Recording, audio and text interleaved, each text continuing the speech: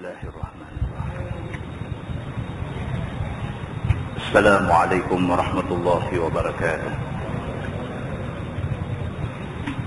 الحمد لله وبه نستعين. أشهد أن لا إله إلا الله وحده لا شريك له، وأشهد أن سيدنا محمدا عبده ورسوله، ونصلي ونسلم على هذا النبي الكريم سيد المرسلين وعلى آله وصحبه أجمعين. أما بعد، أيها المؤمنون اتقوا الله، أوصيكم وإياي بتقوى الله، فقد فاز المتقون. Muslimin dan muslimat, mudah-mudahan dirahmati Allah Subhanahu wa taala. Di dalam sebuah hadis riwayat daripada Ubaidillah bin Abdullah radhiyallahu anhu qala: Dakhaltu ala Aisyah faqultu laha ala تحدثيني عن مرض رسول الله صلى الله عليه وسلم؟ قالت بلى. ثقل النبي صلى الله عليه وسلم فقال: أصلى الناس؟ قلنا لا وهم ينتظرونك يا رسول الله. قال: ضعوا لي ماء في المخضر. ففعلنا فاغتسل ثم ذهب لينوء فأغمي عليه ثم أفاق فقال: أصلى الناس؟ قلنا لا وهم ينتظرونك يا رسول الله. فقال: ضعوا لي ماء في المخضر. ففعلنا فاغتسل ثم ذهب لينوء فأغمي عليه ثم أفاق فقال: أصلى الناس؟ قلنا لا وهم ينتظرونك يا رسول الله. فقال: ضعوا لي ماء في المخضر. ففعلنا فاغتسل ثم ذهب لينوء فأغمي عليه ثم أفاق فقال: أصلى الناس؟ فقلنا لا وهم ينتظرونك يا رسول الله. قالت: والناس عكوف في المسجد ينتظرون رسول الله صلى الله عليه وسلم لصلاة العشاء الآخرة. قالت: فأرسل رسول الله صلى الله عليه وسلم إلى أبي بكر أن يصلي بالناس، فأتاه الرسول فقال: إن رسول الله صلى الله عليه وسلم يأمرك أن تصلي بالناس. فقال أبو بكر وكان رجلا رقيقا: يا عمر صلي بالناس. فقال عمر: أنت أحق بذلك. قالت: فصلى بهم أبو بكر تلك الأيام. ثم إن رسول الله صلى الله عليه وسلم وجد من نفسه حفة، فخرج بين رجلين، أحدهما العباس لصلاة الظهر، وأبو بكر يصلي بالناس. فلما رآه أبو بكر ذهب ليتأخر، فأومأ إليه النبي صلى الله عليه وسلم ألا يتأخر، وقال لهما أجلساني إلى جنبه فأجلساه إلى جنب أبي بكر وكان أبو بكر يصلي وهو قائم بصلاة النبي صلى الله عليه وسلم والناس يصلون بصلاة أبي بكر والنبي صلى الله عليه وسلم قائم. قال عبيد الله فدخلت على عبد الله بن عباس فقلت له ألا أعرض عليك ما حدثتني عائشة عن مرض رسول الله صلى الله عليه وسلم؟ قال هاتي. فعرضت حديثها عليه فما أنكر منه شيئا غير أنه قال أسمت لك الرجل الذي كان مع العباس؟ قلت لا. قال هو علي أو كما قال. Hadis sahih riwayat Imam Muslim. Hadis ni panjang, macam dia ulang satu benda tu banyak kali. Seorang sahabat bernama Ubaidillah bin Abdillah, dia kata dia pergi jumpa Aisyah isteri Nabi. Ubaidillah pergi jumpa Aisyah isteri Nabi. Dia tanya Aisyah tentang perihal Nabi ketika Nabi dekat-dekat nak wafat. Aisyah radhiyallahu anha menceritakan kepada Ubaidillah keadaan Nabi 2 hari sebelum Nabi wafat. Kata Aisyah, saqulan Nabi sallallahu alaihi wasallam. Sakit Nabi daripada hari ke hari makin teruk. Nabi dia nak wafat, sakit dia makin teruk. Nabi walaupun dia manusia istimewa, dia tak wafat mudah-mudah. Nabi atas sifat dia sebagai manusia biasa, dia juga mengalami sakit wajah sebelum wafat dia. Aisyah menceritakan keadaan Nabi sallallahu alaihi wasallam 2 hari sebelum Nabi wafat. Kata Aisyah radhiyallahu anha, 2 hari sebelum Nabi wafat, dalam keadaan tak larat, Nabi kata asallan nas. Nabi tanya Aisyah, dia kata depa semayang tak lagi? Ni waktu malam. Waktu malam, waktu nak semayang Aisyah. Sahabat-sahabat Nabi ridwanullah alaihim ajma'in, depa seberapa boleh nak semayang, nak berimam dengan Nabi, seberapa boleh. Kalau boleh tiap-tiap waktu, tiap-tiap hari nak semayang, nak berimam dengan Nabi. Maka 2 hari sebelum Nabi wafat, Nabi SAW dah tak boleh dah nak gagah keluar pergi masjid semayang, dah tak boleh dah, tak boleh nak gagah dah. Dalam keadaan sakit kuat, tak boleh nak gagah pergi semayang tu, Nabi tanya isteri dia, asallan nas. Nabi kata, depa di masjid nu semayang dah lagi? Jawab depa la. Depa kata depa tak semayang lagi. Wa hum yantazirunaka ya Rasulullah. Depa tak semayang pasal depa duk tunggu Tuan. Selagi Tuan tak keluar pi, depa duk tunggu. Kok-koklah Tuan boleh gagah keluar, baru depa nak semayang. Depa nak semayang, nak berimam dengan Nabi sallallahu alaihi wasallam. Nabi bila dengar macam tu, dia tahu tinggi harapan sahabat-sahabat ni. Nabi kata, da'u li ma'an fil miftar. Nabi kata dekat isteri dia, pergi ambil mi ayam satu bekas, aku nak mandi dengan ayam. Nabi nak gagah juga, nak bakit tak larat. Mana nak tahu kok bila mi ayam jurus-jurus badan segak, boleh gagah pergi semayang. Macam tu Nabi nak gagah diri pergi semayang.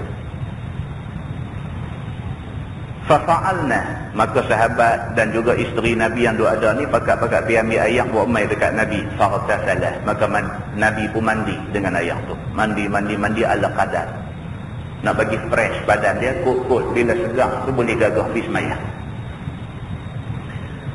Summa zahaba liyanu'ah, kemudian Nabi SAW pun gagah juga keluar nak pergi berjemaah dengan sahabat yang duk tunggu ni. Fa'umiya alaih.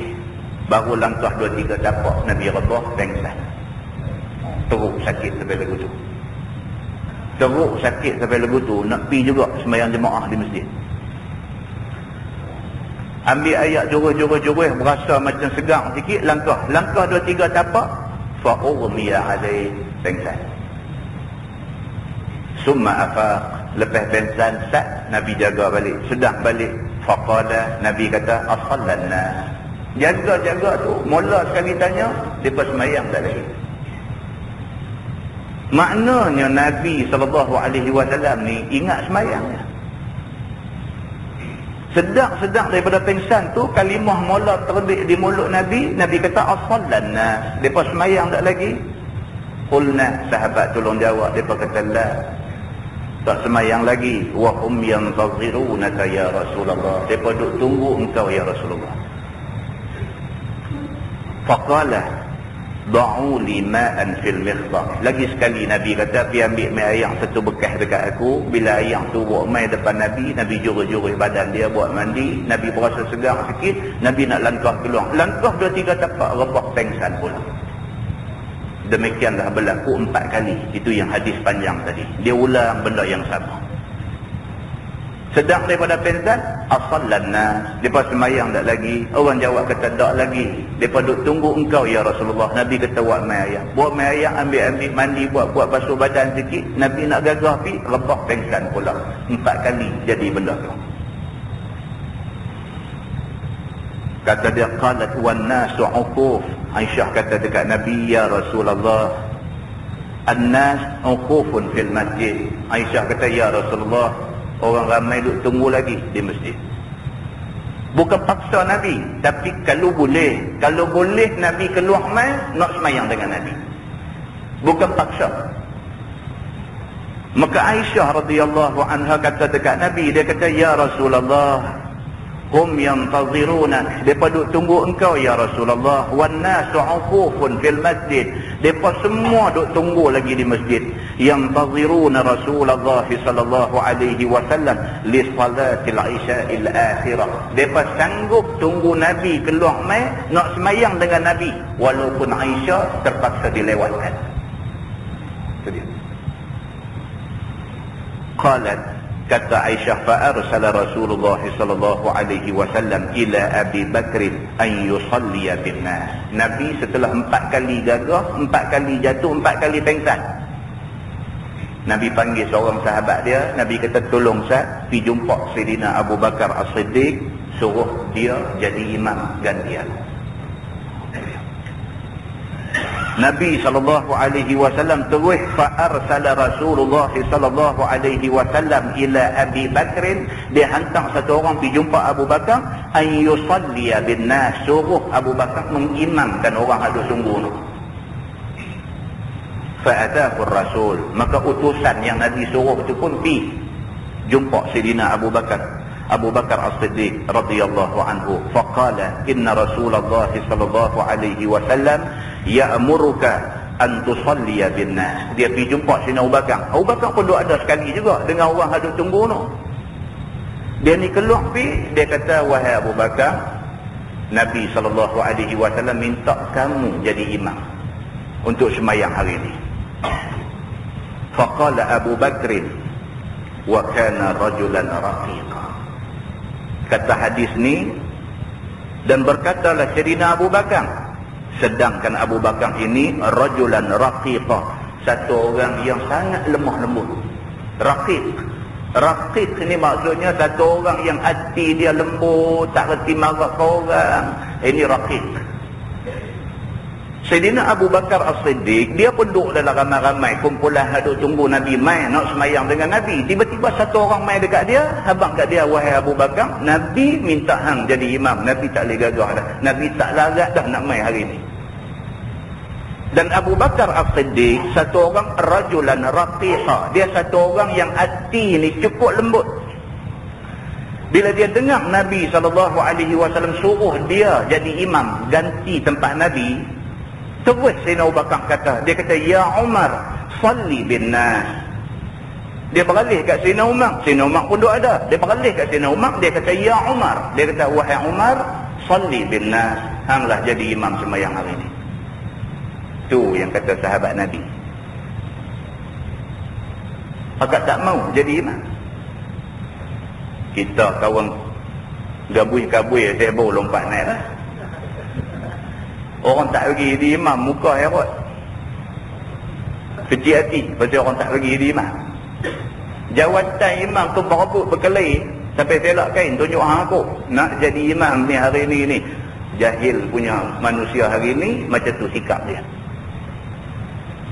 Sayyidina Abu Bakar As-Siddiq, tuan-tuan, Nabi kata kalau bubuh amal Sayyidina Abu Bakar di sebelah penimbang, ambil semua manusia, amal dia bubuh sebelah satu lagi, tak boleh lawan. Berat amal Sayyidina Abu Bakar As-Siddiq. Abu Bakar As-Siddiq yang Nabi pilih untuk ganti Nabi jadi imam, bila orang main habang dekat dia kata, Nabi suruh kamu jadi imam. Dia kata apa? Dia kata, ya Umar, salli bin nas. Dia kata, Umar, hanglah jadi imam. Tak mau naik. Dalam hadis lain, kalau tuan-tuan baca, pernah dah selepas daripada hari ini, hari yang berikutnya, dia jadi imam. Tiba-tiba Nabi SAW main nak sembahyang. Dia ghostan terus, dia tak bagi. Dia tak mau dia jadi imam. Sedangkan Nabi sembahyang belakang dia, dia tak mau. Dia ghostan. Nabi kata kat dia, hang jadi imam. Pasal apa hang tak mau? Dia kata, mana mungkin, dia kata, anak Abi Qahafah. Dia lah. Mana mungkin dia nak jadi imam, sedangkan Nabi ada di belakang. Dia kata.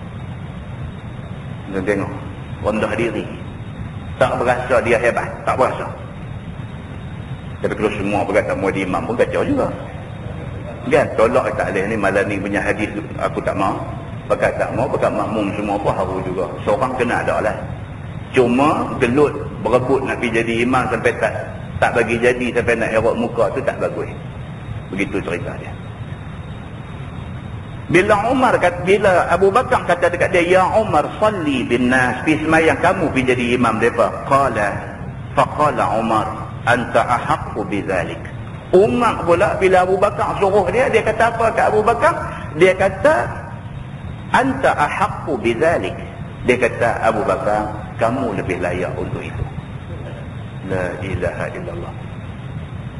Abu Bakar rasa dia tak layak, dia kata Umar lebih layak. Umar rasa dia tak layak, dia kata Abu Bakar lebih layak. Padahal dua-dua tu layak sangat. Kata Sayyidina Umar, anta ahaqqu bidzalik, kamu lebih layak untuk menjadi imam. Sebab imam ni bukan sebarang imam, ni ganti tempat Nabi. Begitu. Qalat, kata Sayyidatina Aisyah, fa shalla bihim Abu Bakr tilkal ayyam. Aisyah kata, mula daripada hari itu dan beberapa hari, sehinggalah hari Nabi wafat, Sayyidina Abu Bakar menjadi imam. Mula daripada hari Nabi suruh tu, mula daripada hari itu Nabi tak keluar, Abu Bakar jadi imam. Summa inna Rasulullah sallallahu alaihi wasallam wajada bin nafsihi hiffah. Kata hadis ni, esok lusa tu Nabi SAW rasa macam dia kuat sikit. Wajada fi nafsih, dia rasa diri dia ni hifah, rasa macam ada tenaga sikit. Ini hari Nabi SAW wafat. Nabi wafat hari Isnin. Hari Isnin Nabi wafat tu, pagi tu Nabi berasa kuat sikit. Maka bila mai waktu nak sembahyang Zuhur, Nabi berasa macam nak pergi sembahyang di masjid. Begitu. Fa kharaja baina rajulaini ahaduhuma al-Abbas. Aisyah kata maka Nabi SAW pun keluar daripada rumah dia. Rumah duk nampak dengan masjid ni. Keluar daripada rumah dia dipapah oleh dua orang sahabat. Salah seorangnya kata Aisyah ialah Al-Abbas. Al-Abbas ponakan Nabi. Dia salah seorang yang papah Nabi. Li salati zuhri, untuk Nabi pergi sembahyang zuhur. Nabi nak pergi sembahyang zuhur. Wa Abu Bakrin yusalli bin nas. Pada masa Nabi keluar pergi tu, Abu Bakar dah duk ready dah nak jadi imam, nak mengimamkan sembahyang zuhur di masjid tu. Dah duk ready nak sembahyang dah. Falamma ra'ahu Abu Bakrin zahaba liyata'akhkhar. Abu Bakar duk elok dah tempat imam nak sembahyang, nampak Nabi keluar. Segera Abu Bakar gostan ke belakang. Hormat sampai macam tu. Dah duduk dah di tempat imam tu, dah nak takbir, dah tentu nampak Nabi, nampak orang duk papuh Nabi keluar. Dia nampak, ia tak akhir, terus gostan ke belakang. Fa'awma'a ilaihi Nabi sallallahu alaihi wasallam alla yata'akhir. Nabi bila nampak Abu Bakar nak gostan, dia buat isyarat dengan tangan dia. Jalan. Jadi imam. Nabi suruh Abu Bakar terus menjadi imam. Wa qala lahumā, dan Nabi kata kepada dua orang sahabat yang duk papah Nabi ni, Nabi kata dekat dia, ajlisani ila janbi. Nabi kata, tolong bawa aku nak sembahyang sebelah Abu Bakar. Tuan-tuan, yang boleh dijadi kisah bila Sayyidina Abu Bakar As-Siddiq wafat, dia dikebumikan di sebelah Nabi, itu orang ambil kira semua hadis-hadis ni. Sahabat-sahabat ambil kira semua hadis-hadis ni. Satu, tentang keutamaan Sayyidina Abu Bakar. Yang kedua, tentang dekat Nabi nak wafat, tak lama dekat Nabi nak wafat tu, Nabi pergi sembahyang sebelah Sayyidina Abu Bakar. Jadi daripada keterangan-keterangan yang banyak ni, maka siapa pun tak boleh kata apa apabila Sayyidina Abu Bakar As-Siddiq dikebumikan sebelah rusuk Nabi sallallahu alaihi wasallam.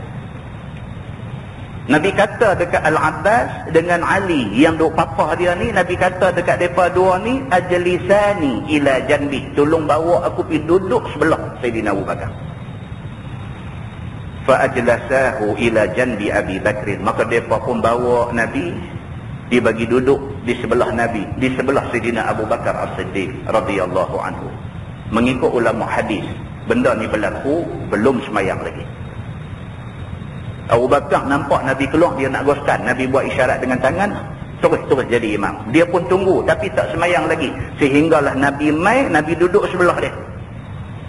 Dalam riwayat lain kata Nabi duduk di sebelah kiri Sayyidina Abu Bakar As-Siddiq. Duduk di sebelah kiri Sayyidina Abu Bakar As-Siddiq. Kata dia, fa ajlasahu ila janbi Abi Bakr, maka didudukkan Nabi di sebelah Sayyidina Abu Bakar As-Siddiq. Wa kana Abu Bakr yusalli wa huwa qa'im bi salatin Nabi sallallahu alaihi wasallam. Dan bila Nabi duduk aja di sebelah kiri Sayyidina Abu Bakar, maka Sayyidina Abu Bakar pun sembahyang mengikut sembahyang Nabi sallallahu alaihi wasallam. Maknanya Nabi jadi imam. Maknanya Nabi jadi imam. Dan Nabi menjadi imam dalam keadaan Nabi duduk. Dan di sebelah kanan dia Abu Bakar seorang. Abu Bakar dalam keadaan berdiri. Dia kata, wan nas yusalluna bi salati Abi Bakr, manakala makmum hak ramai-ramai di belakang ni depa sembahyang dengan berpandukan kepada Sayyidina Abu Bakar As-Siddiq radhiyallahu anhu. Maka ulama hadis menjelaskan kekeliruan ini. Ulama hadis kata bukan dua imam. Ini bukan isu dua imam. Nabi jadi imam, Abu Bakar sembahyang di sebelah kanan Nabi, tapi Nabi jadi imam. Makmum yang disebut dalam hadis ni, yusalluna bi salati Abi Bakrin, mereka sembahyang dengan sembahyang Abu Bakar. Maksudnya ialah Sayyidina Abu Bakar pada masa itu hanyalah menjadi muballigh. Dia kata muballigh, bukan imam, muballigh. Maksudnya Nabi sembahyang duduk, bila Nabi buat rokok orang belakang tak nampak, maka orang pandu kepada Sayyidina Abu Bakar. Abu Bakar rokok, depa rokok. Begitu imam Nabi sallallahu alaihi wasallam. Itu penjelasan yang dibuat di kalangan ulama-ulama hadis. Begitu cerita dia. Wan Nabi sallallahu alaihi wasallam qa'id, dia kata dan Nabi terus sembahyang dalam keadaan duduk sampailah selesai habis sembahyang zuhur pada hari itu. Qala Ubaidullah yang didengar Aisyah cerita benda ni, habis dia dengar Aisyah cerita benda ni, dia pergi jumpa Abdullah bin Abbas radhiyallahu anhu. Bila sampai, faqultu lahu ala a'ridu alayka ma haddathatni Aisyatu an maradi Rasulillah sallallahu alaihi wasallam. Ubaidillah pergi jumpa Abdullah bin Abbas. Dia kata dekat Abdullah bin Abbas, dia kata, nak dengar tak cerita? Aku dengar daripada Aisyah cerita ni. Nak dengar tak cerita? Qala, kata Abdullah bin Abbas, hati. Dia kata, ceritalah. Cerita apa?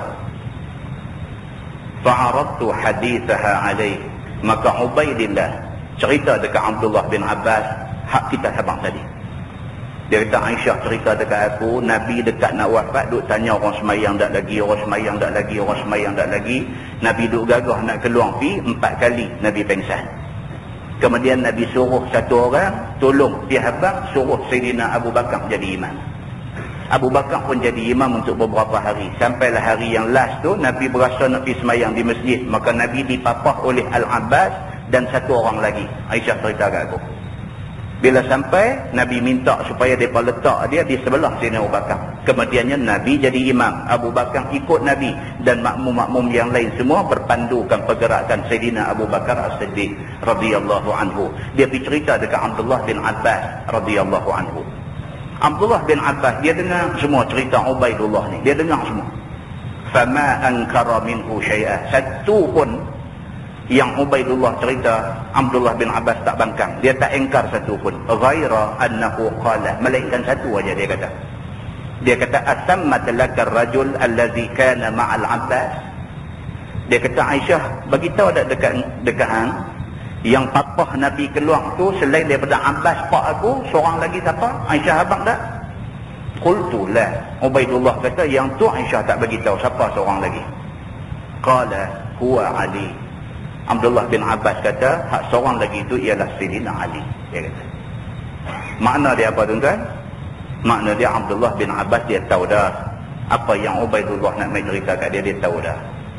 Tapi dia hormat orang. Walaupun benda tu dia tahu dah, dia dengar daripada awal sampai habis. Sampai habis, satu benda hak kawan cerita tu tak tahu, dia tolong bagi tahu.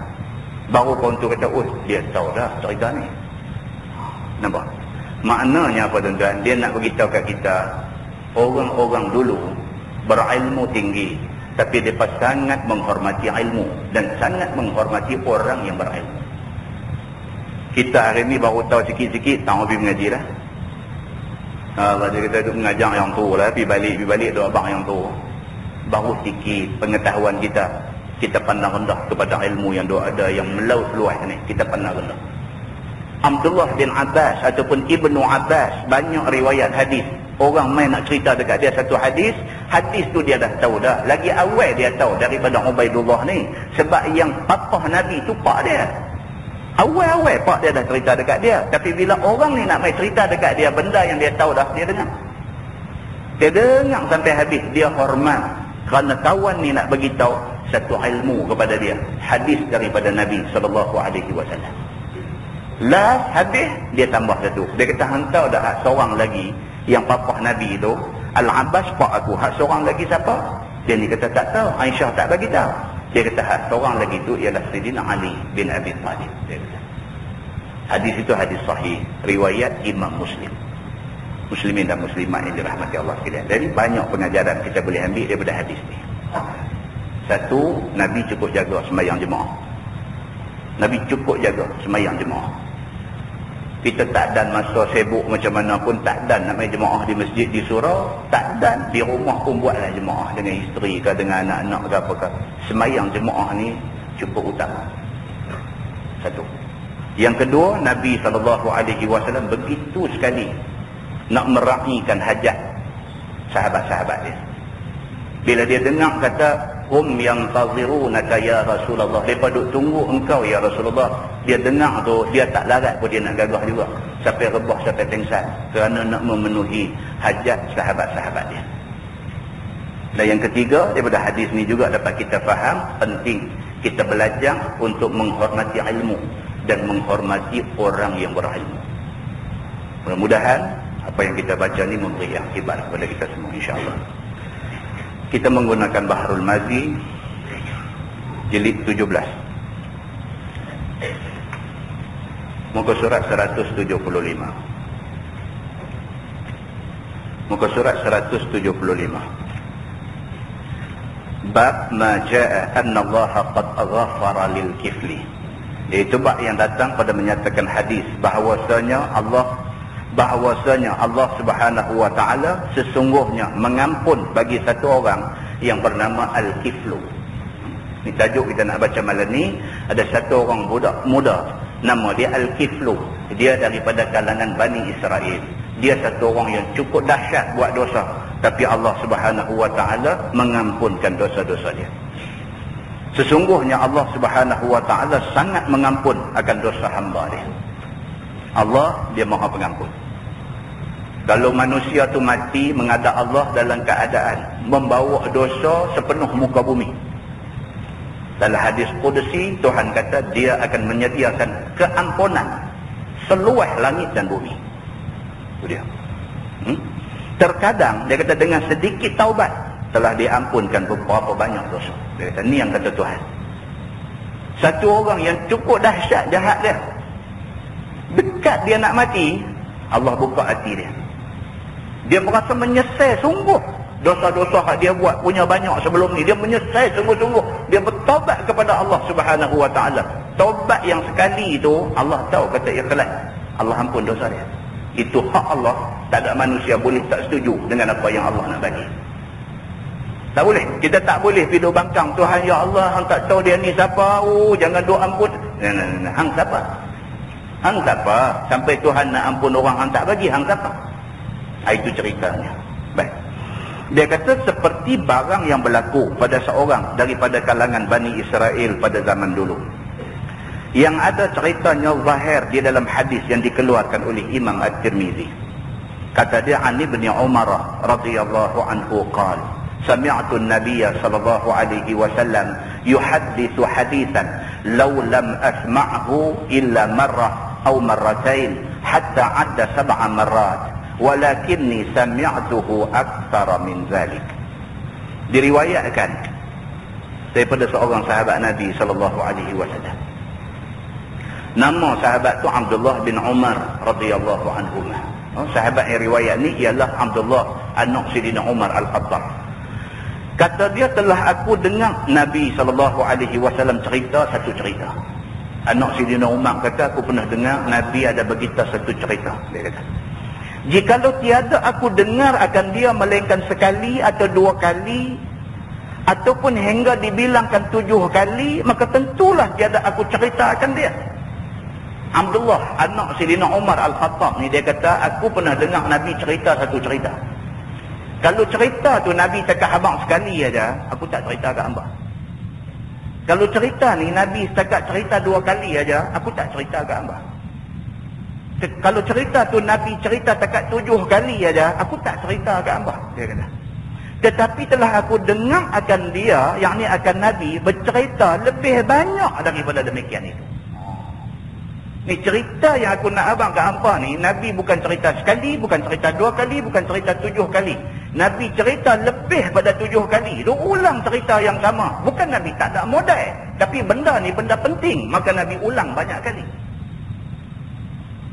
Jaga baik. Kita kadang pergi dengar satu ceramah mana dia dengar dia ni 20 model ni aku tak nak dengar. Kadang-kadang benda tu penting, maka kerana itu orang tu ulang banyak kali. Kadang-kadang cerita tu juga kita dah dengar 5 kali dah tak berasa apa, tapi kali ke-6 kita dengar dia berasa lain macam. Kadang-kadang macam tu. Kadang-kadang macam tu. Kita dengar yang tu bukan sekali, bukan 2 kali, 5 kali, 7 kali dah dengar setakat bahan ilmu aja, tak bagi kesedaran dekat kita. Tapi tak macam mana kali yang ke-10 kita dengar benda tu, dia mengusik hati kita. Nampak? Hadis yang kita nak baca ni, Abdullah bin Umar bin Al-Khattab radhiyallahu anhuma, anak Sayyidina Umar, dia kata Nabi cerita dekat kami tak tahu berapa kali, lebih pada 7 kali dia kata. Dan telah datang satu riwayat daripada Al-Hakim dan Al-Baihaqi, telah didengarnya daripada Nabi SAW itu lebih daripada 20 kali. Dalam riwayat Al-Hakim dengan Al-Baihaqi, ini juga ulama hadis yang mengumpulkan hadis. Dalam riwayat 2 orang ni, riwayat Al-Hakim dengan riwayat Al-Baihaqi, dia kata Nabi sebut benda ni 20 kali. Mana penting? Penting. Kita anak kita umur baru 11 tahun, baru 12 tahun, baru 10 tahun, kita suruh dia pergi kedai tak beli apa-apa. Adik, pergi kedai tak kat mak beli ni. Dia nak keluar tu kita pesan lah. Adik bawa basikal elok lah. Tengok dia tu buka pintu pagar nak pergi pesan lagi. Adik bawa basikal elok, tengok kereta kiri kanan. Kita pesan sampai 3-4 kali pasal apa? Pasal penting lah. Keselamatan anak kita tu penting. Maka kita pesan 3-4 kali. Hadis ni Nabi sebut sampai 20 kali, kata Al-Baihaqi. Sampai 20 kali Nabi sebut, maknanya hadis ni penting. Begitu. Kata dia, sami'tu Rasulullah sallallahu alaihi wasallam yaqul, kana al-kiflu min bani Israel la yatawarra'u min dhanbin 'amilah. Sabda Nabi sallallahu alaihi wasallam. Adalah seorang laki-laki, nama dia Al-Kiflu. Nabi kata dulu ada satu orang nama dia Al-Kiflu, iaitu dia daripada kaum Bani Israel. Nabi kata ini cerita lama, cerita Al-Kiflu dia ni daripada kalangan Bani Israel dulu. Sangat kuat dia ni berbuat maksiat, bukan sangat kuat berbuat ibadah, sangat kuat dia ni berbuat maksiat. Tiada mau ia meninggalkan daripada dosa yang diperbuatnya, dan demikianlah halnya. Nabi kata dia ni, dalam bahasa hadis tadi, dia kata la yatawarra'u min zanbin amilah. Tidak warak dia ni daripada dosa yang dilakukannya. Maksudnya apa? Dalam bahasa kita kata membujuk lalu melentang patah. Hang abang mai apa? Arak, aku minum hari-hari.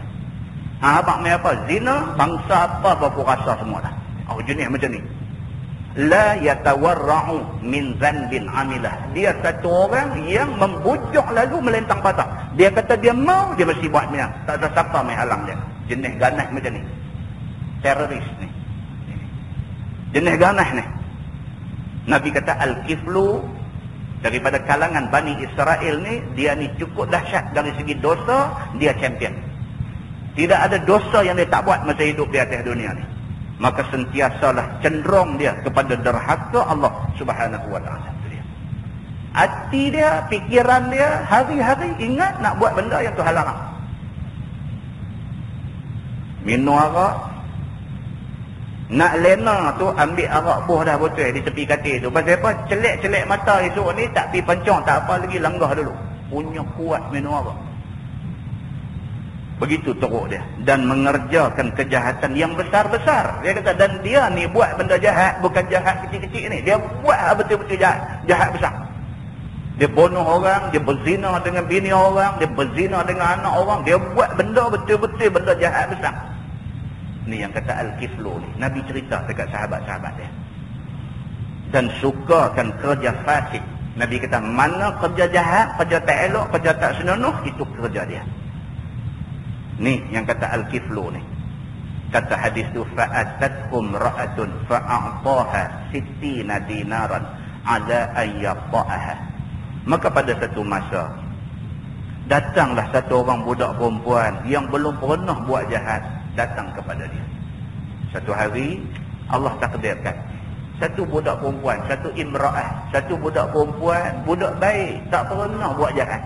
Budak ni sudah mai jumpa Al-Kiflu ni, kerana minta sedekah atas miskinnya.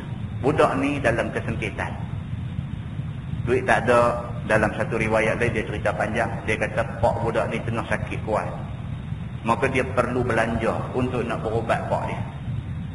Tak tahu fikirlah macam mana nak buat, nak cari duit nak pergi berubat pak ni. Tak tahu nak fikir macam mana dah. Teringat Al-Kiflu ni, satu orang dalam kampung dia nama Al-Kiflu. Dia ni kaya raya, duit tak habis. Maka budak ni pun pergi cari Al-Kiflu ni dengan tujuan nak minta pinjam duit kerana nak ubat pak dia. Begitu cerita dia. Maka pergilah ia, yakni budak perempuan baik ini, pilah dia kepadanya, yakni kepada Al-Kiflu ni. Dia pun pergi rumah Al-Kiflu ni. Maka diberi oleh Al-Kiflu itu 60 dinar wang mai. Bila budak ni mai kata minta, saya nak minta pinjam, nak minta utang duit, kalau boleh bagi sikit saya nak berubat pak saya. Dia pun tak cakap banyak, dia orang ada duit. Terus masuk dalam rumah, ambil 60 dinaran, ambil 60 dinar, duit emas. Dinar ni duit emas lah. Ambil 60 dinar, bagi kat budak ni, dengan syarat boleh dizinanya. Jahat tu ada.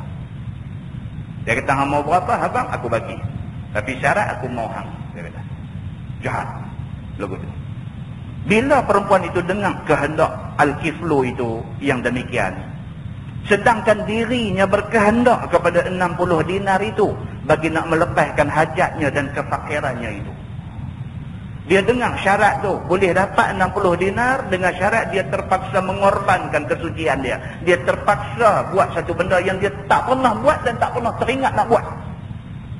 Bila dia mengenangkan syarat tu, dia tak ada pilihan. Kerana dia nak duit tu, pak dia tenang. Begitu. Lalu dia kabulkannya syarat Al-Kiflu itu dengan hati yang sangat duka cita. Tak ada pilihan dah dia pun. Ikyang tak kena belakang. Orang kata telan mati mak, luah mati pak. Mak pun sayang, pak pun sayang. Nak telan, mak mati. Nak luah, pak mati. Nak buat ke mana? Dalam keadaan yang macam tu, dia kabulnya permintaan Al-Kiflu ni. Dia kata, tak apalah nak buat. Macam mana dia kata? Maka setelah tetap, maksudnya setelah persetujuan dicapai, Al-Kiflu pun sanggup bagi 60 dinar, dia pun sanggup serah diri dia dekat Al-Kiflu. Maka perempuan itu pun terima wang itu. Dan Al-Kiflu pun berhajat kepada zinanya. Bila dah terima duit, mai sini, dia kata. Dia nak mula buat jahat dia. Kata hadis tu, falamma qa'ada minha maq'ada ar-rajul min imra'atihi urqidat wa bakat. Faqala ma yubkik? Aakrahtuk? Maka tak kala duduk Al-Kiflu ni padanya, pada tempat duduk suami daripada seorang isteri. Maknanya dah nak berzina sangat dah. Dah duduk dalam keadaan nak berzina sangat dah. Yang ni telah tidur perempuan itu dan laki-laki hendak mengerjakannya. Dah dekat dah nak berlaku zina. Lalu menggeletar perempuan itu serta menangis dia cukup dengan sejuk tubuh badan dia. Dah dekat dah nak jadi zina, ketak budak perempuan ni. Kawan tak pernah buat benda jahat ni. Dia budak baik, dia tak pernah teringat nak buat benda tak senonoh ni. Tapi apa nak buat, oleh kerana terpaksa, oleh kerana dia dalam keadaan sangat desperate, sangat tersepit, dia pergi mengaku benda ni. Tapi bila nak jadi benda dosa ni, dia ketak ni sampai badan dia menggeletak dan sampai pucat satu badan dia. Bila dilihat oleh Al-Kiflu akan perempuan itu demikian, lalu ditanya dia dengan segeranya. Kata dia, kenapa engkau menangis sampai begini? Dia tengok ni apa ni sampai jadi biru satu badan, ketak sampai macam ni. Dia kata, apa hal dengan hang ni? Dia kata. Dalam hadis tu dia kata, ma yubkik? Apa yang menyebabkan hang sampai teriak-teriak ni? Akrahtuk? Adakah aku memaksa kamu berzina ini? Dia kata, aku paksa hang kau untuk berzina ni. Dia kata begitu. Seingat-ingat aku tak paksa hang. Aku bagi pilihan dekat hang. Kalau hang mau 60 dinar, hang kena bagi diri hang dekat aku. Aku bukan paksa. Kalau hang nak kata tak mau pun tak apa. Aku tak paksa hang. Pasal apa lah ni nampak macam kena paksa? Dia macam tu cara dia tanya. Bukanlah dengan wang yang kamu telah menyukakan seperti kehendakmu. Dia kata, bukankah kita dah setuju tadi? Aku bagi duit, hang bagi diri hang? Bukankah aku tak paksa hang? Betul tak? Betul aku tak paksa hang? Dia tanya macam tu. Bila didengar oleh budak perempuan itu akan kata Al-Kiflu yang demikian itu, maka dengan segera pula disahutnya. Budak perempuan ni dalam keadaan ketak, takut, pucat satu badan ni, dia jawab, qalat la walakinnahu amalun ma amiltuhu qat wa ma hamalani alaihi illa al-hajah. Budak perempuan ni kata, dia kata tidak menangis aku dan tidak takut itu kerana kamu. Dia kata, aku bukan takut kat hang. Aku menangis ni bukan kerana hang. Dia kata. Dan tetapinya aku menangis ni kerana aku takut akan Allah. Dia kata. Aku jadi ketak, jadi sejuk badan, aku jadi takut. Ni bukan takut kat hang. Aku takut dekat Tuhan. Dia kata. Aku takut dekat Allah. Belum pernah aku buat kerja jahat ini sekali-kali selama aku ada di dalam hayat aku. Dia kata, ni benda ni aku tak pernah buat. Aku tak pernah teringat nak buat. Aku bukan takut kan, aku takut dekat Allah. Allah marah aku. Dia kata begitu. Maka tidak menjadikan dan tidak menolakkan aku atas pekerjaan busuk ini, melainkan kerana papa dan hajat. Aku buat ni, aku sanggup buat benda ni semata-mata kerana aku perlu duit tu untuk pak aku ni. Bukan kerana aku suka, bukan kerana aku reda dengan benda tak elok ni, tak ada. Aku buat ni kerana aku terpaksa, dia kata. Yang menjadikan aku telah melampau-lampau sehingga mau mengerjakan perkara yang boleh menghapuskan kehormatanku sama sekali. Aku gamak buat benda ni kerana aku duk ingat aku perlu duit ni untuk tujuan aku. Maka kerana itulah aku menangis. Bila didengar oleh Al-Kiflu akan perkataan perempuan itu demikian, maka dia pun berkata, Al-Kiflu ni, dia dengar budak perempuan ni kata lagu tu, dia kata, faqala anti taf'alina hadha wa ma fa'altu idhabi fahiya lak. Dia kata. Maka kata Al-Kiflu, engkau buat ini dan tidak aku buat akan dia. Yakni engkau ni satu perempuan yang mempunyai sikit iman, lebih daripada laki-laki takut kepada Allah.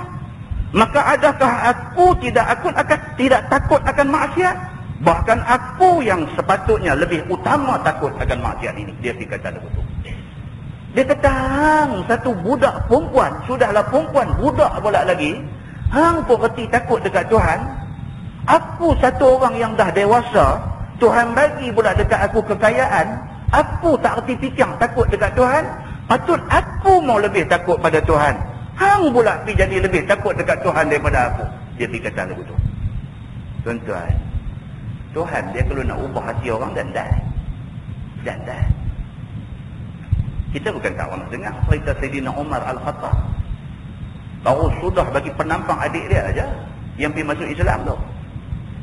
Sebelum tu pun Sayyidina Umar Al-Khattab, tuan-tuan tahu cerita dia siapa Umar Al-Khattab ini.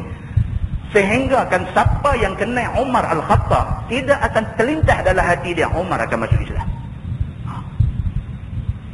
Dan hari masuk Islam tu pun lepas dia bagi pelempang dekat adik dia. Tiba-tiba sampai di rumah Al-Arqam bin Abil Arqam, tempat Nabi duk mengajar sahabat-sahabat dia, sampai dia boleh kata, ya Muhammad aslimni ya Muhammad. Sekelip mata tuan-tuan, Tuhan ubah hati satu orang yang siapa pun tak pernah sangka dia boleh jadi beriman. Tuhan ubah hati dia jadi orang yang beriman kepada Allah Subhanahu wa taala. Benar ni. Mata-mata satu benda dia jadi turning point, satu titik nak ubah keseluruhan hidup dia. Allah takdirkan budak perempuan ni aja dekat dia. Budak perempuan ni dia kata, aku bukan takut ke hang, aku peduli apa hang, aku tak takut ke hang, aku takut dekat Allah. Aku takut dekat Allah. Ini benda yang hang suruh aku buat ni, benda ni aku bukan kata tak teringat nak buat, tak pernah teringat dalam hati aku. Benda yang sekeji ni aku boleh buat. Dia kata. Al-Kiflu ni banyak tu punya cakap, rupanya boleh hinggut hati dia yang selama ni ego keras. Hinggut hati dia. Dia kata, hang satu perempuan budak pula lagi, hang pun boleh takut dekat Tuhan. Apa ni orang macam aku tak boleh takut dekat Tuhan? Dia kata lagu tu. Maka aku sepatutnya lebih takut daripadamu. Dia kata, izhabi, pilah kamu, berjalan jauh daripada aku. Tidak aku berkehendak kepada kamu lagi, dan ambil olehmu akan wang itu, maka iaitu hebah aku kepada kamu. Terus dia kata kat budak perempuan ni, dia pun kata kalau macam tu, dia kata izhabi, dia kata hangpi, dia kata fahiya lak, duit hak aku bagi dah tadi tu ambilkan hang, aku sedekahkan, ambil dia kata. Dia orang kaya. Sambung hadis tu, waqala la wallahi la a'ti Allah ba'daha abada. Famata min lailatih fa asbaha maktuban ala babi inna Allah qad ghafara lil kifli.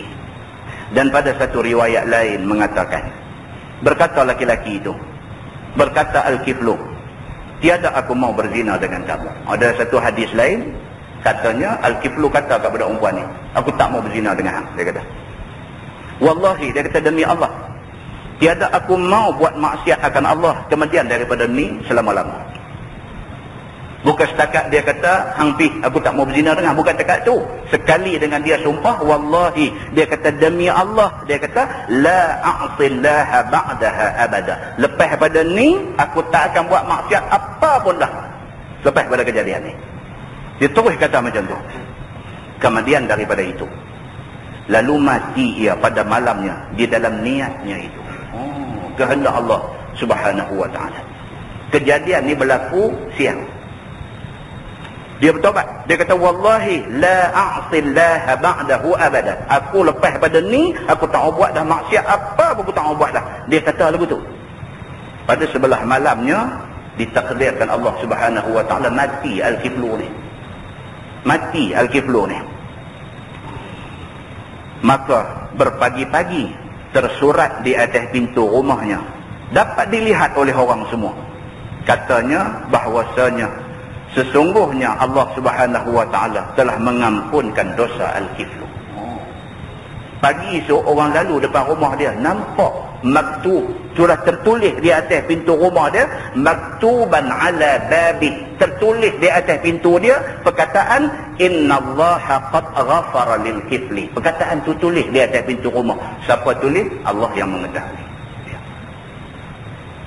Esok orang bangkit lalu depan rumah dia, semua boleh nampak tulisan tu, innallaha qad ghafara lil kifli. Sesungguhnya Allah ampunkan dosa Al-Kiflu ini.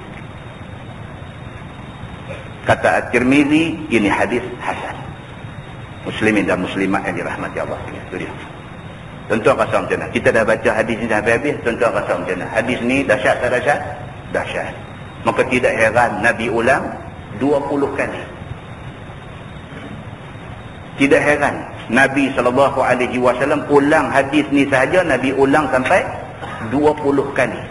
Kerana hadis ni betul-betul orang Allah kata dia bagi satu momentum dalam diri orang. Makna orang yang rasa dia ni jahat, kok mana pun Tuhan tak boleh ampun dia dah, dia kena buang perasaan itu.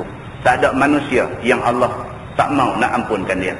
Kalau manusia ni nak minta ampun kepada Allah, bertaubat kepada Allah, Allah Subhanahu wa ta'ala bila-bila masa boleh terima taubat dia. Muslimin dan muslimat yang dirahmati Allah sekalian. Dia kata bermula azam ataupun niat Al-Kiflu itu menempati taubat yang diterima Allah Subhanahu wa ta'ala. Niat dia tu, dia kata wallahi la a'sillaha ba'dahu abada. Demi Allah, aku tak buat maksiat dah dengan Allah selepas ni. Satu benda pun, satu maksiat pun aku tak buat dah lepas ni. Kata-kata dia itu diterima oleh Allah sebagai taubat.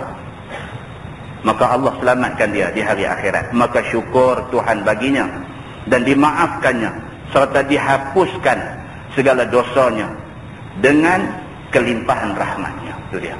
Limpah rahmat Allah, Allah mengampunkan dosa Al-Kiflu ini.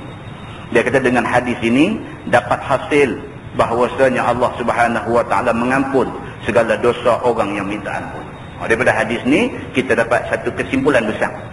Allah, siapa juga hamba dia yang buat dosa, minta ampun dekat dia, Allah boleh ampun siapa-siapa juga. Jikalau berapa banyak dosa itu sekalipun. Gitu.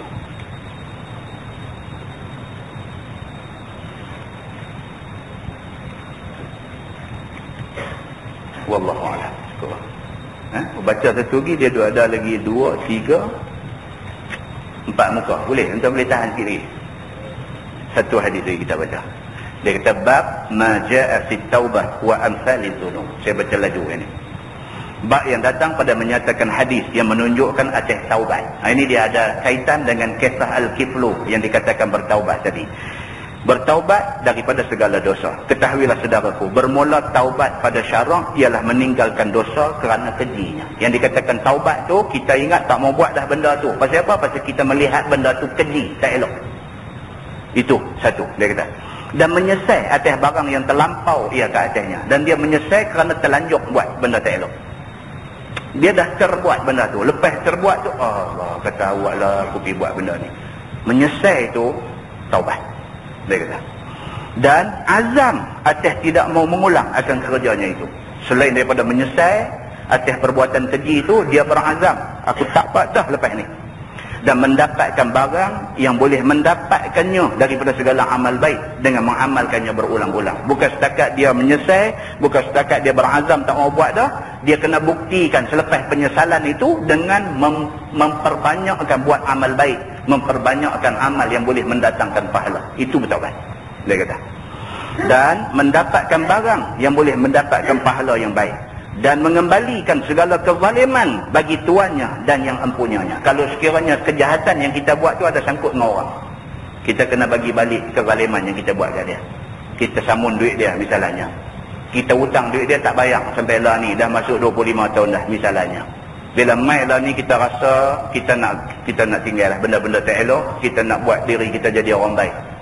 Muhasabah balik tengok tang mana ada sangkut kita ni. Teringat kita ada hutang duit satu orang 20,000, sampai lah ni kita tak bayar lagi. Bukan tak ada duit saja, dia ingat dia pun tak tanya, biar sengah ambil. Dia ingat lagu tu. Bila ingat lagu tu, duit dia hak kita ambil, kita tak bagi balik tu, kita buat zalim dekat dia. Kezaliman itu selesaikan dengan pergi bayar balik kat dia. Lepas tu bertaubat. Kalau dia bertaubat, astagfirullahalazim, duit tu taruh dalam bank sengap juga, tak mahu kan. Dia kata syarat taubat di antaranya ialah mengembalikan segala kezaliman bagi tuannya dan yang empunyanya. Mana-mana barang dia pergi bagi balik, ataupun mendapatkan jalan maaf daripada mereka itu, ataupun dengan cara pergi jumpa dia, aku minta maaf kan Allah, selama ni aku lugu ni dengan hang ni, aku minta maaf lah, aku mengaku aku silap selama ni. Taubat macam tu disuruh oleh agama, dia kata. Dan telah ditambah oleh Abdullah bin Al-Mubarak bahawa sengaja diasuh badan yang makan yang haram itu dengan susah hati, yakni menyesal dan duka cita, sampai jadi baginya dagingnya bagus. Kalau dia ni masa kerja dulu jenis rasuah kuat, dia duk kerja jabatan-jabatan yang duk kutip duit rasuah banyak, lah dah pencin dah Mekah dah pergi dah, umrah pun dah pergi balas sekali lagi dah. Tapi bila duk semayang ni, dia tak mau nak cantik dalam hati ni. Dia main duk bergaris lah hati dia, main duk bergaris, duk teringat aku ni dulu. Dia duk main ralat macam tu. Haji pergi dah, umrah pun ada dah, tapi kenang dulu ni, ya Allah. Ditambahkan pula Tuhan bagi dekat dia anak 2 orang lah, tak tahu nak abang. Subang boboh sampai 3 puntung, sebelah pun 3 subang. Anak pergi jadi lagu tu pula. Jadi bila dia tengok anak dia lagu tu, hati ni dia rumai. Adakah ini balasan Tuhan dekat aku? Dia rumai macam tu. Adakah anak aku pergi jadi lagu ni kerana duit haram aku dah pergi makan kat dia dulu? Dia rumai macam tu. Kalau dia kata sekiranya timbul benda-benda macam ni, dia kata kita asuh hati kita ni, dia kata. Maka diasuh badan yang makan haram itu dengan susah hati dan duka cita. Ajak bagi diri kita ni berasa susah hati, menyesal sungguh-sungguh atas hak dulu kita duk buat silap dulu ni. Bagi hati kita rasa lagu tu, sehinggalah kita rasa daging kita sudah bagus. Dia kata sampailah kita satu peringkat, satu masa kita rasa aku dah taubat betul-betul dah kat Tuhan, aku percaya Tuhan terima taubat aku. Lagu tu rasuah nak buat lagu mana, dah lepas 20 tahun dulu dah, 25 tahun dulu dah lepas. Nak buat lagu mana dah, benda tu dah jadi darah daging dah, tak tahulah nak buat macam mana, benda lepas dah. Dia duk meralat macam tu. Minta ampun dekat Allah sungguh-sungguh, asuh diri kita, biar diri kita ni tidak selesa dengan dosa yang kita buat, sebaliknya kita rasa menyesal dengan dosa yang kita buat. Dia suruh sampai macam tu. Dan diberi rasa dirinya sakit berbuat taat, semacam dirasakan dia lazat buat maksiat dulu. Macam mana dulu dia ambil duit rasuah, dia seronok, dia hidup mewah dengan duit rasuah tu, macam itulah dia kena asuh diri dia. Setelah dia bertaubat, dia sedang ni, dia bangkit tiap-tiap malam, semayang tahajud dan sebagainya, biar sakit badan tak apa. Sakit badan macam mana dulu dia sihat duk makan duit rasuah tu, hari ni dia ganti balik dengan sakit badan melakukan ibadah. Tu bukan apa, dia nak abang kata bersungguh menyesal ni sampai lagu tu. Gitu. Maka taubat itu wajib dia atas tiap-tiap orang laki-laki dan perempuan pada segenap masa ia berbuat dosa. Taubat ni, hukum bertaubat wajib, dia kata. Wajib, tak kira laki-laki, tak kira perempuan. Bila teringat aja dia ada buat satu salah, astagfirullahalazim, minta ampun dekat Tuhan. Ya Allah, aku minta ampun, aku takut dengan azabmu ya Allah. Takut, begitu. Dengan segera dia bertaubat kepada Allah Subhanahu wa taala, karena firman Allah dalam Quran, a'udzubillahi minasyaitonirrajim, tubu ilallahi taubatan nasuha. Maksud dia hendaklah taubat sekalian kamu akan sebagai taubat yang sebenar-benar taubat. Tuhan kata kalau nak taubat betul-betul. Betul tak betul Tuhan tahu. Ini kita nak kena ingat. Betul tak betul Tuhan tahu. Macam mana cerita Al-Kiflu kita baca tadi, ambil nampak senang sangat. Tuhan tahu macam mana bersungguhnya Al-Kiflu ketika dia menyesal itu. Maka demikianlah kita hari ini, kalau kita kata kita bertobat sungguh-sungguh, Tuhan tahu sungguh-sungguh kata sungguh, Tuhan tahu. Begitu. Dan jadilah taubat itu sehabis-habis dicita daripada segala kawaid Islam. Dalam banyak-banyak ajaran Islam, taubat ini asas utama. Sebelum nak start jadi orang baik, taubat dulu. Begitu. Dan ialah awal-awal daripada segala makam orang yang berjalan dengan jalan akhirat. dan dengan dialah mendapat kebahagiaan selama-lamanya. Orang yang bertaubat, kalau Allah terima taubat dia, dia akan bahagia. Tuhan kalau dia terima taubat orang tu, Tuhan akan ambil rasa rimah, rasa susah hati dalam hati dia, Tuhan akan ambil. Dia akan rasa tenang. Tenang itu anugerah Allah sebagai tanda bahawa taubat dia diterima Allah. Dia macam tu.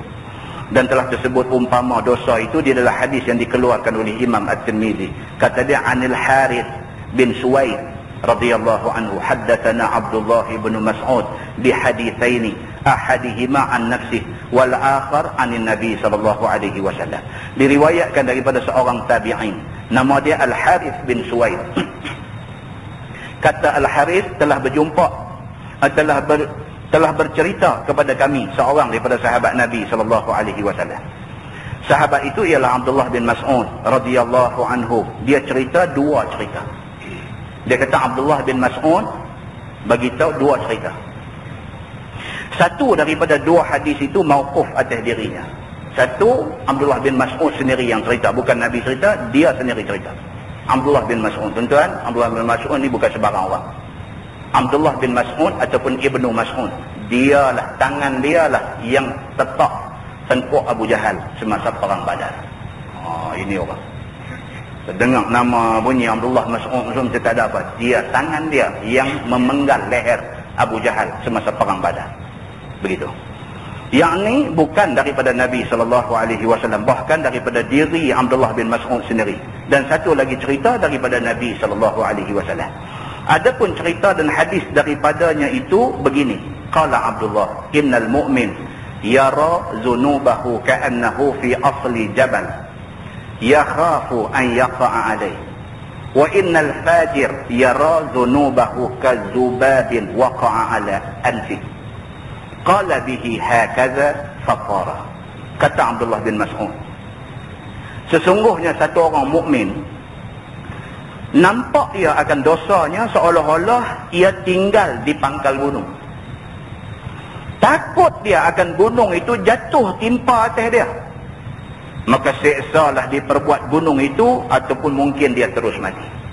Dia kata, orang ni kalau dia betul-betul beriman, bila dia buat satu dosa, dia nampak dosa tu macam gunung sebiji.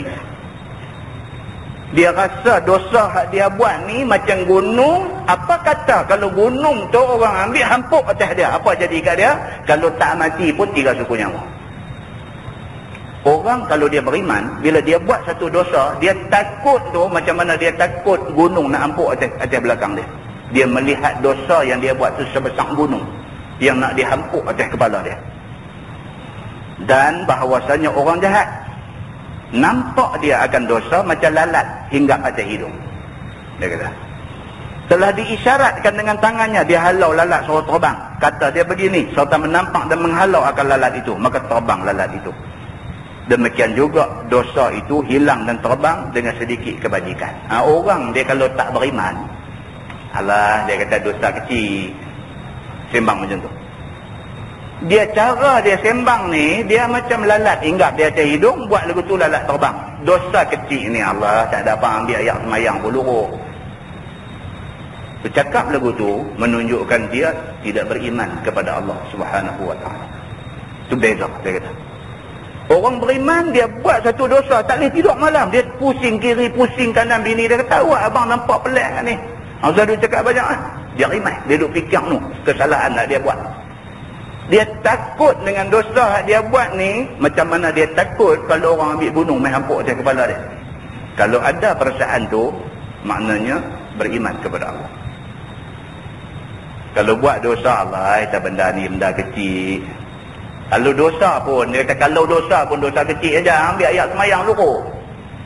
Jenis lagu ni tak beriman kepada Allah. Itu cerita dia.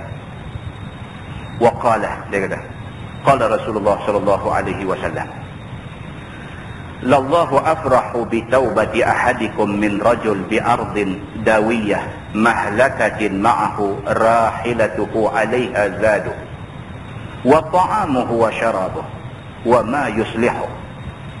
Dan telah berkata Ibnu Mas'ud lagi, sabda Nabi SAW, Bermula Allah Subhanahu Wa Taala lebih suka Allah dengan taubat daripada dosa seseorang kepada kamu.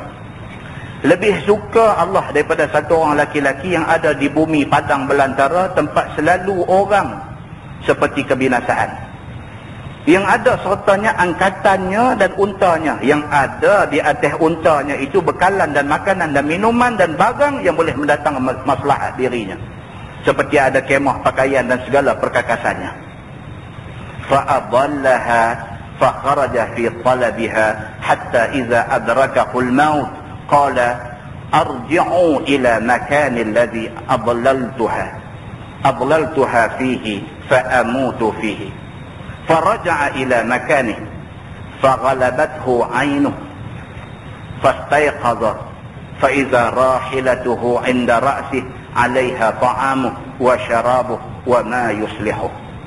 Tiba-tiba telah sesat unta yang membawa angkatan dan bekalannya itu. Maka keluar dia pergi cari ke sana kemari dengan sebai hati dan sehabis-habis duka cita. Sampailah didapatinya pada dirinya jalan mau mati. Dari sebab letihnya itu. Kemudian berkata ia di dalam hatinya, baiklah aku balik ke tempat aku sesat dengan unta dan angkatan aku padanya, maka biar aku mati di sana. Maka ia pun lalu balik ke tempatnya tadi. Hati ni nampak bercelaru. Cerita dia lagu ni.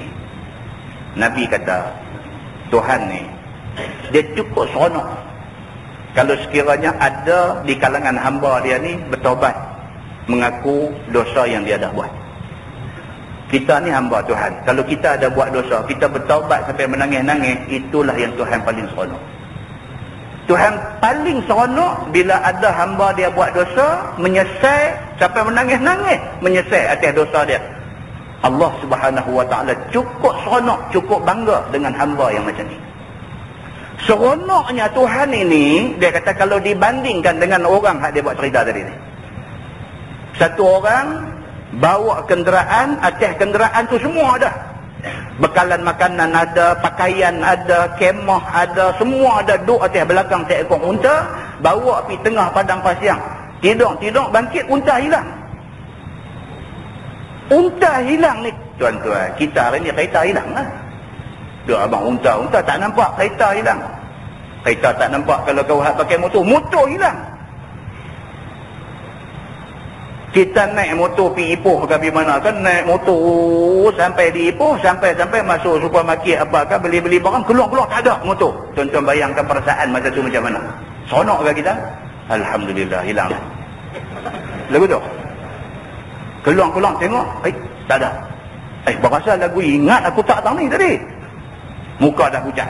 Kalau pergi dengan bini kata, awak abang, awak apa motor pergi mana ni? Bini pun kata, abang tak tahu ni, kata dia. Aku berasa lagu tak ni. Kau ingat aku tak tahu mana? Tanya bini.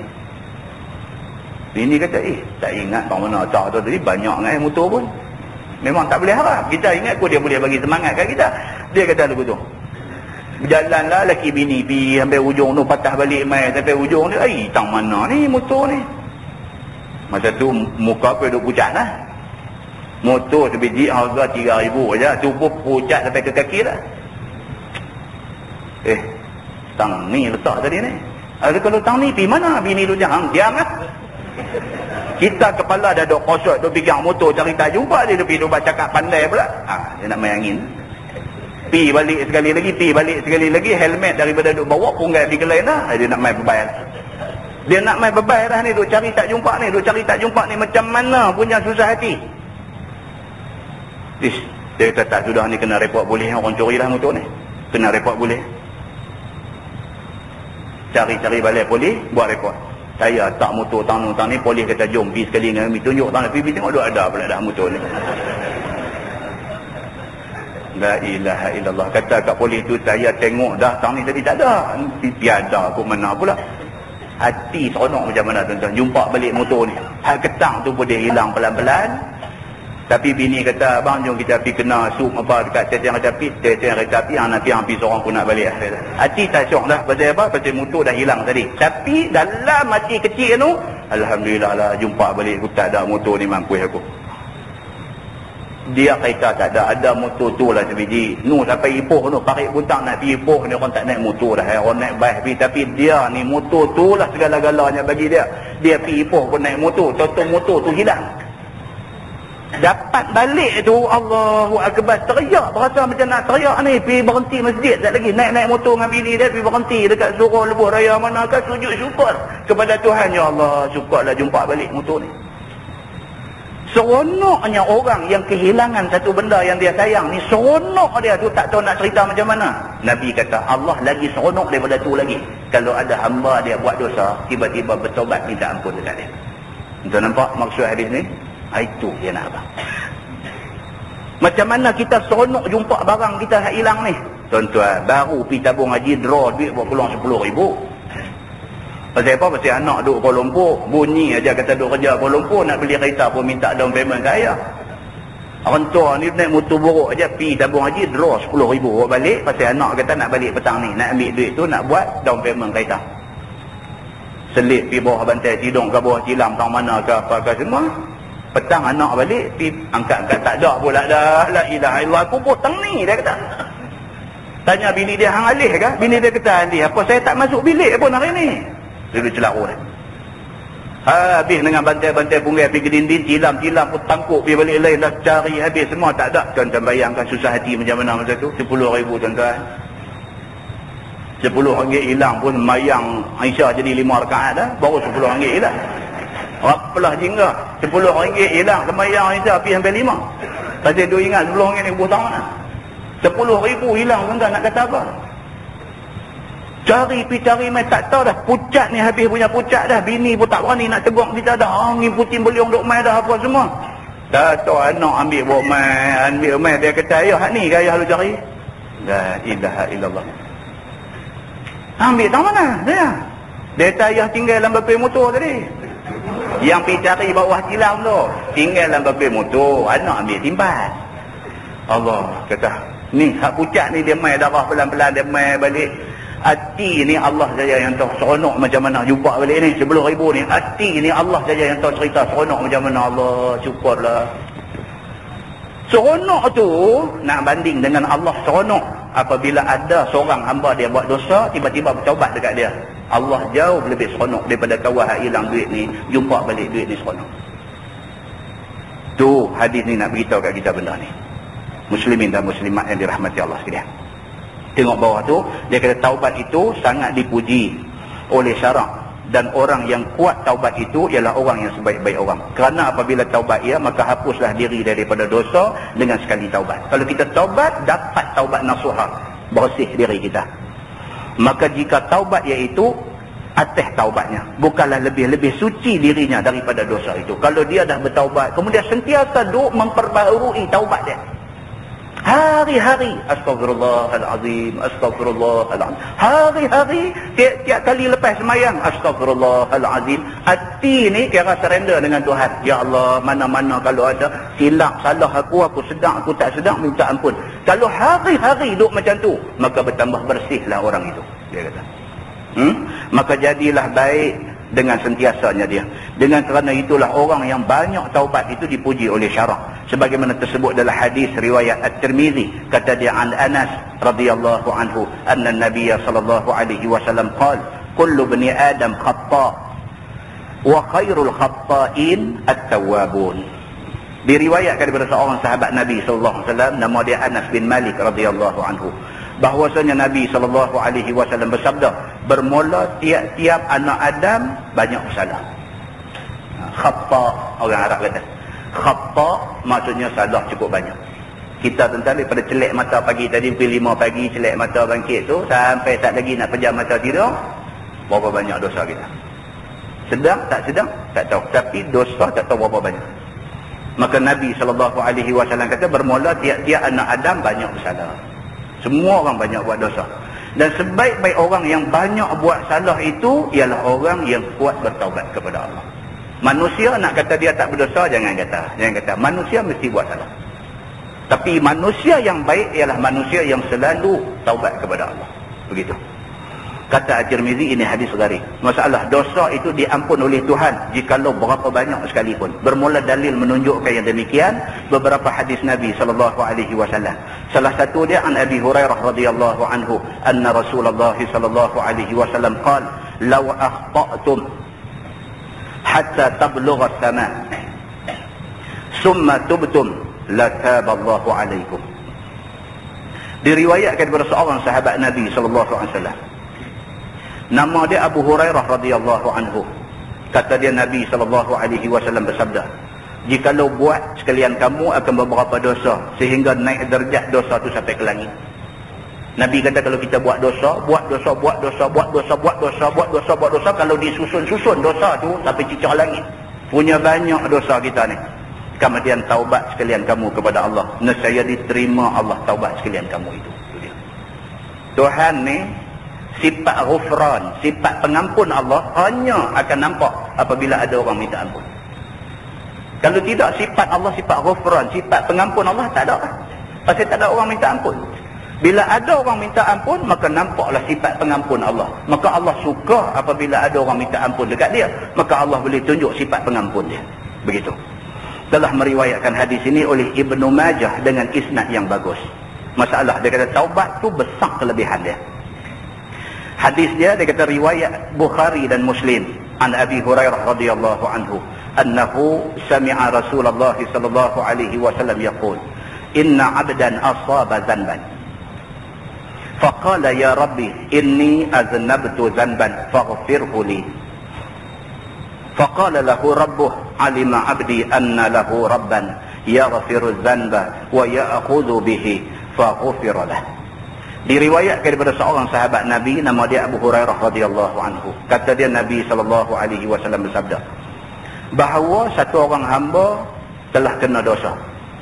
Maka berkata dia, wahai Tuhanku, bahawasanya telah berdosa aku akan satu dosa, maka ampunlah akan aku. Nabi kata ada satu orang manusia dia buat dosa. Bila dia buat dosa, dia minta ampun kat Tuhan. Dia kata, ya Allah, hari ini aku tersilap dah, aku buat satu dosa. Ya Allah, ampunkan aku. Maka firman Tuhan bagi dia, telah diketahui oleh hamba-Ku ini bahawa ada baginya Tuhan yang boleh mengampun dosa dia. Rupanya tuan-tuan, bila kita angkat tangan minta, ya Allah ampunkan dosa aku, ya Allah, kita minta tu Tuhan jawab di sana. Tuhan kata, tengok, ini hamba aku, dia tahu kata dia ada Tuhan yang boleh mengampunkan dosa dia. Tuhan jawab macam tu. Maka firman Tuhan baginya, telah diketahui oleh hamba-Ku bahawasanya ada bagi dia Tuhan yang boleh mengampun dosa dia, dan Tuhan boleh seksa dengan dia, maka diampunnya baginya. Tuhan kata, tengok dia ni, dia tahu kata dia ada Tuhan. Tuhan yang boleh mengazab dia dan Tuhan yang boleh mengampunkan dosa dia. Dia tahu dia ada Tuhan. Tuhan yang boleh azab dia, Tuhan yang boleh ampun dia. Tapi dia minta ampun dekat Tuhan. Tuhan kata, maka aku ampunkan dia. Tuhan kata, summa makatha ma syaa summa asaba dhanban akhar wa rubbama qala summa aznaba dhanban akhar faqala ya rabbi inni aznabtu dhanban akhar faghfirhu li qala rabbuhu alima 'abdi anna lahu rabban yaghfiru dhanba wa ya'khudhu bihi faghfira lahu. Sama juga, lepas pada dia minta ampun dekat Tuhan, secara tak sedar buat pula satu dosa lain lagi. Bila buat aja, Allah, dia kata, aku dalam duk jaga, aku buat juga benda salah ni. Lagi sekali dia minta ampun dekat Tuhan. Bila dia minta ampun dekat Tuhan kali kedua, lagi sekali Tuhan kata, tengok, ini hamba aku yang bagus. Dia sudah buat satu dosa. Dan dia tahu dia ada Tuhan. Tuhan yang boleh, kalau nak azab dia pun boleh, nak ampun dia pun boleh. Tapi dia minta ampun dekat aku ampunkan dia. Tuhan kata. 2 kali Tuhan mengaku Tuhan akan ampunkan dia. Kemudian lagi sambung hadis itu, summa makatha ma syaa Allah summa asaba dhanban akhar wa rubbama qala summa aznaba dhanban akhar faqala ya rabbi inni aznabtu dhanban faghfirhu li faqala lahu rabbuhu alima 'abdi anna lahu rabban yaghfiru dhanba wa ya'khudhu bih faqala rabbuhu ghafartu li 'abdi falyamal ma syaa. Kali ketiga pun sama juga, dalam duk jaga, terbuat juga satu benda dosa. Bila dia buat, dia berasa dia tersilap, dia minta ampun dekat Tuhan. Bila dia minta ampun dekat Tuhan, Tuhan kata macam tu juga. Tuhan kata, tengok hamba aku ni, dia dah buat satu silap, tapi dia tahu dia ada Tuhan. Tuhan yang kalau nak azab pun boleh, kalau nak bagi pengampunan pun boleh, tapi dia minta ampun dekat aku, maka aku ampunkan dia. Tuhan kata ghafartu li'abdi, aku ampunkan hamba aku ni, falyamal ma syaa, buatlah apa yang kamu nak buat. Tuhan kata, janji bila kamu tersilap buat, minta ampun dekat aku segera, aku ampunkan kamu semua.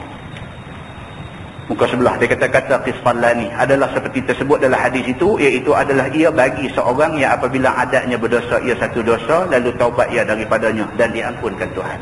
Qisfallani kata ini bagi kes apa? Bagi kes orang buat dosa. Sedang kata dia dah terbuat satu dosa, cepat-cepat minta ampun dekat Tuhan.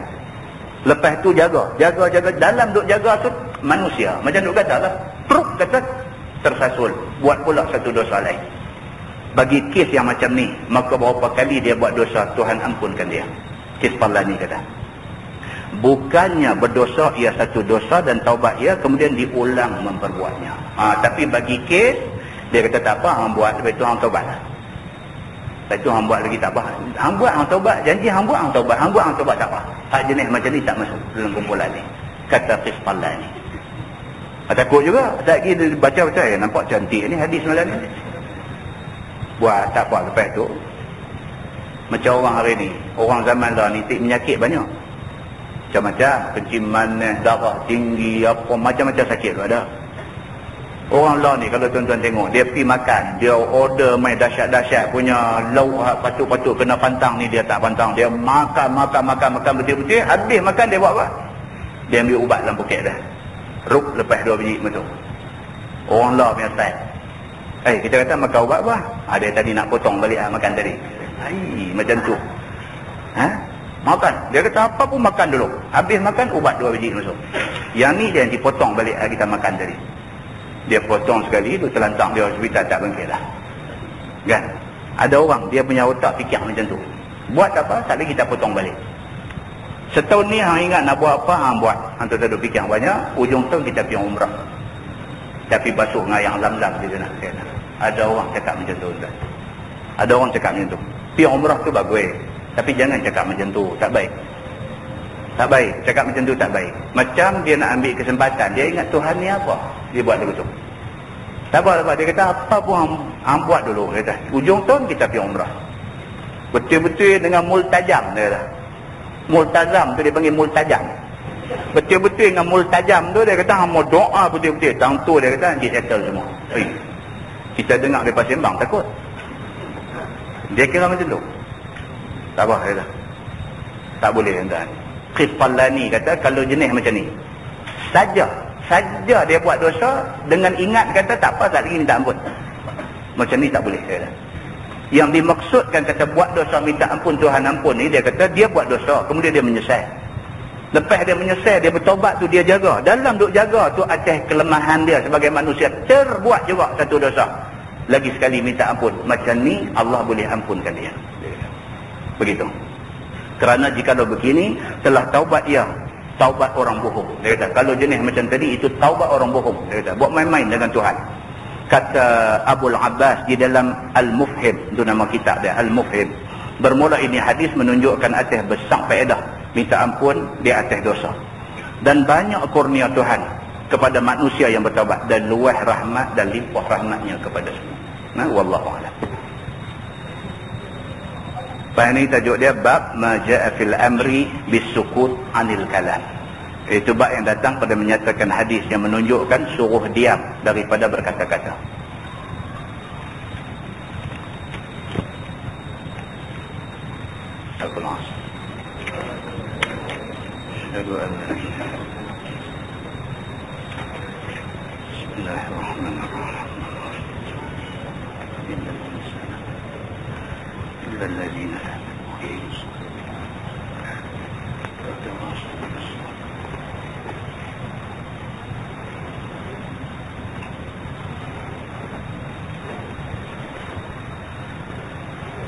اللهم صل على محمد في الأولين والآخرين وسلم رضي الله تبارك وتعالى عن ساداتنا أصحاب سيدنا رسول الله أجمعين. بسم الله الرحمن الرحيم. الحمد لله رب العالمين حمدا يوافي نعمه ويكافئ مزيده. يا ربنا لك الحمد كما ينبغي لجلال وجهك الكريم وعظيم سلطانك. رضينا بالله ربا وبالإسلام دينا وبمحمد نبيا ورسولا. اللهم افتح علينا فتوح العارفين وارزقنا فهم النبيين بجاه خاتم المرسلين. اللهم فقهنا في الدين وعلمنا التأويل واهدنا صراطك المستقيم. اللهم أرنا الحق حقا وارزقنا اتباعه وأرنا الباطل باطلا وارزقنا اجتنابه. اللهم اجعل جمعنا جمعا مرحوما وتفرقنا من بعده تفرقا معصوما. وصلى الله على محمد وعلى آله وصحبه وسلم والحمد لله رب العالمين. السلام عليكم.